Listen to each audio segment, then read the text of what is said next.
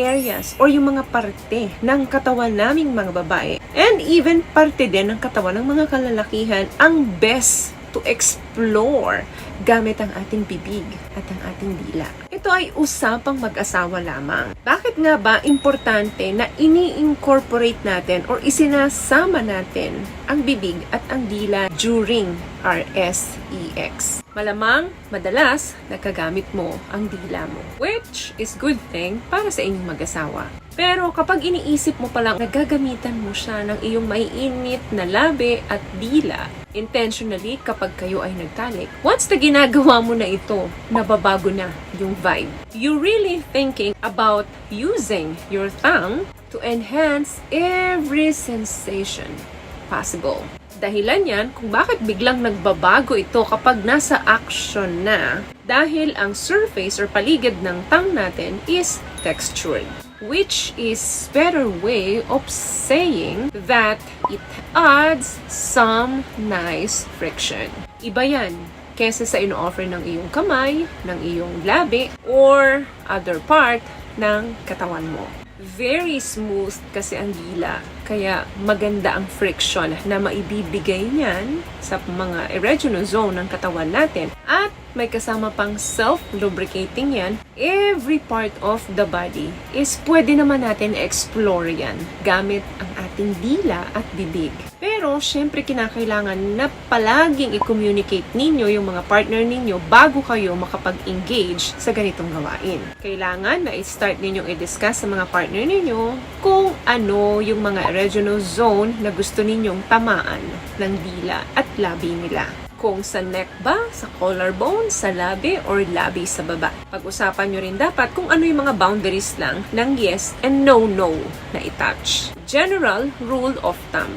Every person's body is going to respond differently to the stimulation. Mas mabuti na yung nag-uumpisa ka sa mas mataas, pero ang ina-expect mo lang is yung mababang result. The best to start is sa kanyang head, sa kanyang neck, sa kanyang shoulder, mouth, sa kanyang ears, sa kanyang collarbone, chest, nipples, dyan sa tagiliran ng kanyang abdomen, sa kanyang bikini line, sa kanyang fingers, sa kanyang toes, at sa kanyang genital area.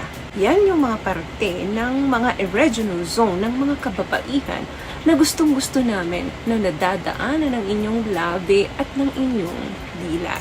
What I love about this product, itong No More Dark Secret ng K-Skin, bukod sa may advanced whitening na siya na kung saan pwede niyang matulungan na pumuti yung mga singit-singit mo, moisturizing, meron siyang anti-irritation, antibacterial, maintain healthy pH level. Hindi lang pambabae, meron din po tayong pang-lalaki. Kung ayaw mo naman ng masyadong obvious na paraan, pero gustong-gusto pa rin ng babae ito para mas ma-enhance ang pleasure gamit ang inyong bibig at ang inyong dila, pwede mong gawin ang mga sumusunod na ito. Number 1, pwede mong isak ang kanyang mga fingers. Gustong-gusto ng mga babae ito, hindi man lahat, pero karamihan sa mga kababaihan ay nagdadala ito ng extra init sa amin. Pangalawa, kapag hinahalikan niyo ang mga babae, hindi lang dapat sa loob kayo nagko-concentrate. Pwede nyo rin gamitin ang tip or dulo ng inyong dila para matrace ninyo ang outside o yung labas ng bibig ng babae. Another thing, pwede nyo rin bulungan ng inyong mga partner ng mga kinky commands or desire doon sa tenga ng mga partner nyo. Naku, sobrang turn on ang babae dyan.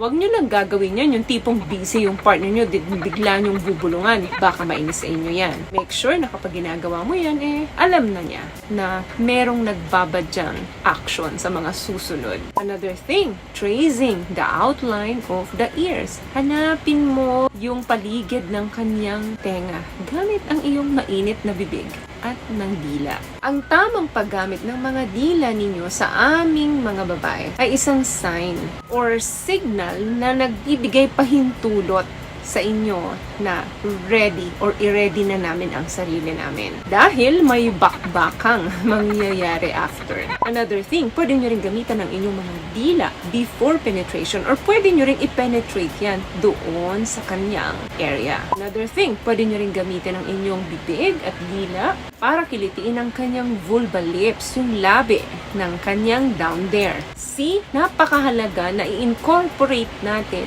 ang ating dila during sexual performance. Napakalaki ng participation ng ating bibig at ng ating dila every time na meron tayong intimacy na gagawin sa mga partner natin. Siguraduhin lamang na partner ninyo ang inyong ka-intimate para wala namang kayong pagsisihan sa huli. So, may nakuha ka bang tips sa mga napag-usapan natin ngayon? At kung nagustuhan mo ang ating video, please give it a thumbs up, comment down below, and also share this video na rin po sa mga kaibigan na sa tingin nyo matutulungan ng video natin.